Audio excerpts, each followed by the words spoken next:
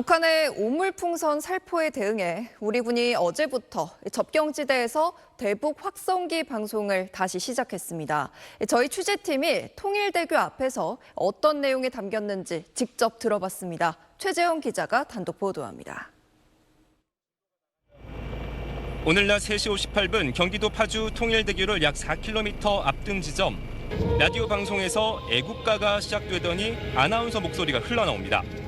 북한 동포 여러분 안녕하십니까? 자유의 소리 방송을 시작하겠습니다. 지난해 11월 국내로 망명한 리일규 쿠바 주재 북한 참사관 소식부터 나옵니다. 다수의 북한 외교관이 북한을 탈출하고 있습니다. 비상식적이고 비정상적이며 비윤리적 행위에 수치와 망신을 느끼고 자유 대한의 품으로 넥타이면 꽃제비로 자금 상납으로 노예와 같은 생활을 접경 지역에서 지뢰 매설을 하고 있는 북한 군인들을 겨냥한 내용이 이어집니다. 인민군 군의관 하전사 여러분, 새벽부터 밤 늦게까지 지뢰밭에서 전혀 가치 없는 노역에 얼마나 고생이 많으십니까? 지옥 같은 노예의 삶에서 탈출하여 반동사상문화 배격법이 실시되면서 북한에서 듣기만 해도 처벌되는 남한 대중가요도 담겼습니다.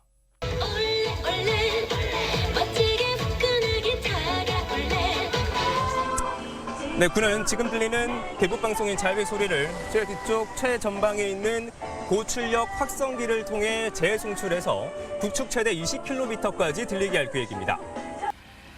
앞서 군은 북한이 22일 만에 오물풍선을 재살포하자 어제 저녁부터 10시간 대북 확성기 방송을 실시했습니다. 오물풍선 200개 가운데 경기 북부 지역에 40여 개가 낙하 있는데 내용물 대부분은 종이류로 유해 물질은 없는 것으로 파악됐습니다. 군은 북한이 오물풍선 부양을 계속 준비하는 정황이 포착돼 당분간 매일 대북 확성기를 가동할 것이라고 밝혔습니다. 군 당국은 또 집중호우로 북한이 MDL 북쪽에 설치하던 철조망과 초소, 다리 같은 시설물들이 유실된 정황이 포착됐다며 지뢰가 떠내려올 수 있어 하천 주변 주민들의 각별한 주의를 당부했습니다. SBS 최재형입니다. 자, 앞서 들으신 대로 우리 정부가 대북 확성기 방송을 다시 하는 걸 검토한다는 소식에 북한은 어젯밤 풍선을 보내는 걸 즉각 멈추겠다고 말했습니다. 북한은 과거에도 우리가 이렇게 확성기 방송 카드를 꺼내면 항상 민감하게 반응해왔습니다. 북한이 이렇게 불편해하는 이유, 김하영 기자가 자세히 설명하겠습니다. 2018년 4월 판문점 선언에 따라 남북 접경 지역에서 철거된 대북 확성기는 고정식 10개, 이동식 40여 개입니다. 군은 장비를 철거해 보관 중인데 일부 고정형 확성기는 빠르면 5시간 정도면 설치할 수 있는 것으로 알려졌습니다. 대북 확성기는 고출력 스피커를 이용해 최신 가요와 날씨 예보, 북한 관련 정보를 최대 20km 이상 전파할 수 있습니다. 그럼 굉장히 잘 들리고 하고 가사까지 다 정말 그 외울 정도로 북한의 소절하고 완전 틀리니까 꽂히지 그게. 개성에서 들어온 사람들도 그래서 많이 들어오는 거예요. 북한이 반동 사상문화 배격법 등을 도입해 문화 통제 수준을 높인 상황에서 젊은 세대에 미칠 파장은 더 클 걸로 예상됩니다. 한류 문화를 다 인식한 장마당 세대가 최전연지대에 다 나와 있으니까 완전히 시너지 효과를 일으키는 거죠. 그다음에 이제 그 군인들이 북쪽 후방에다가 다 전달하는 거죠. 북한은 2015년 8월 우리 군이 목함지뢰 도발에 맞서 대북 확성기 방송을 재개하자 최전방 지역에 준 전시 상태까지 선포하고 확성기 주변에 포격 도발도 감행했습니다. 확성기 방송이 재개되면 접경 지역 주민들의 불안감뿐 아니라 남북 군사적 긴장이 증폭될 수 있다는 우려도 나옵니다. 북한 또한 확성기로 막 대응할 것이고 긴장 고조와 함께 우발적인 사건이 무력 충돌로 나아갈 수 있는 점에서 상당히 우려스럽다고. 정부는 9.19 합의 효력을 정지해도 북한의 추가 도발 상황을 지켜보면서 확성기 방송을 실제로 재개할지 여부를 판단할 걸로 보입니다. SBS 김하영입니다.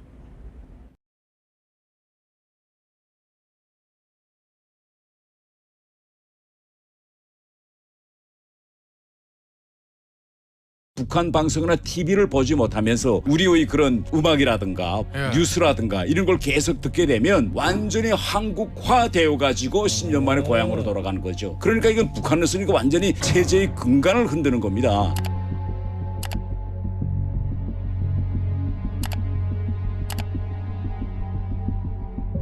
어제 정부가 5.19 남북 군사합의 전체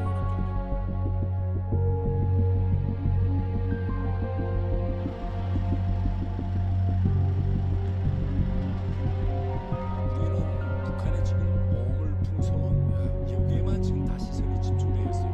그런데 실질적으로 일어난 상황은 이 어물풍선과 여러 군사적 행위가 이거 이번에 어물투척은 북한의 생화학 부대가 동원돼서 한 작전이었고 그 다음에 GPS 교란 작전은 전파 교란 부대입니다. 그 다음에 이와 동시에 북한은 600mm 방사포를 동원해서 서울 불바다 이제 작전을 했습니다. 그러니까 여러 부대들이 이번에 동시에 동원돼 가지고 우리를 향한 복합 도발 세트를 쫙 해봤어요. 그럼에도 불구하고 우리가 아무런 조치도 안 하고 가만히 있는다. 이 9.19 군사 합의에 매여 있거든요. 지금 우리가 정말 우리의 수적을 지금 잡고 있는 여기서 빨리 지금 풀려나와야 합니다.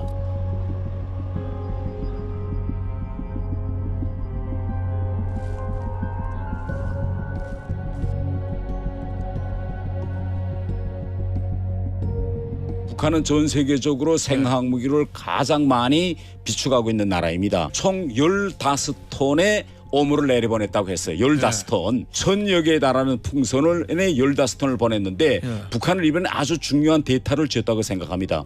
북풍이 불 때 어느 정도 바람 세기에 어느 정도 무게를 다니 이것이 어느 지역까지 가더라. 이번에 결국 풍선이 경남 지역까지 가지 않았습니까? 북한으로서는 테스트를 해본 거네요. 완전히 테스트해보죠. 그런데 우리 쪽의 반응은 좀 보세요. 풍선이 내려오는데 우리는 풍선이 지나가는 걸 보면서도 군인들이 사격을 못해요. 왜냐하면 공중에서 그걸 쐈다가 그 안에 무엇이 있는지 모르기 그러니까요. 때문에. 그러면 정말 유사시에 안 좋은 가정이지만 북한이 여기다가 다른 마음을 품을 수도 있다. 그렇죠. 만약 유사시 때는 그때는 뭐 전쟁 상태니까 우리는 그건 나 무조건 그건 조준 사격에서 끌고 가야 된다고 생각합니다.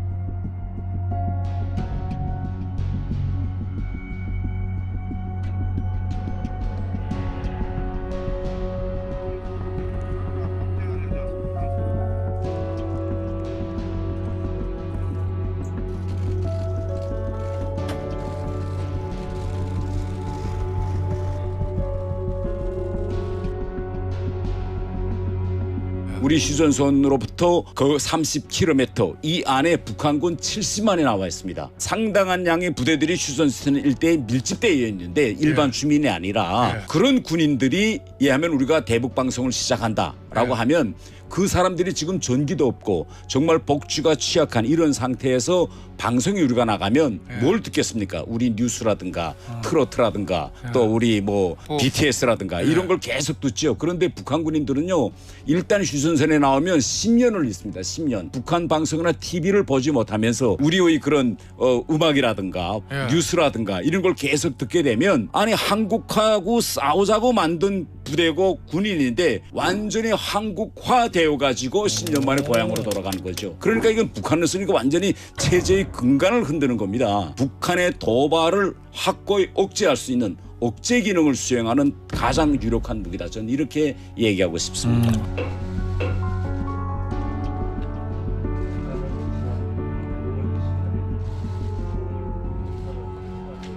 이러한 조치는 우리 법이 규정하는 절차에 따른 합법적인 것이며 그동안 9.19 군사 합의에 의해 제약받아온 군사 분계선 일대의 군사 훈련이 가능해지고 북한의 도발에 대한 우리의 보다 충분하고 즉각적인 조치를 가능하게 해줄 것입니다.